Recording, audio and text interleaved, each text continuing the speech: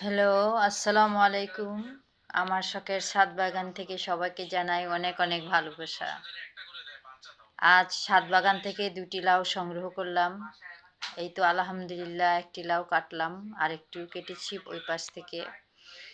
যাই হোক, বেশ সুন্দর হয়েছে। মোটামুটি বেশ সুন্দর ভালো এবং খুব কচি, বেশি দিন হয়নি লাউটির বয়স। আজ দুপুরে রান্না করা হবে এবং খাওয়া হবে।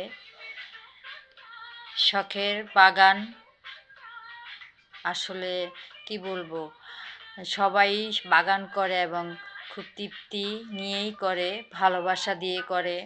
যাই হোক, যখন ফল ফুল হয় তখন খুব মনটা ভরে যায়, সব কষ্টগুলি ছুমন্তর হয়ে যায়। এই তো ২টি লাউ কাটলাম, যাক আলহামদুলিল্লাহ।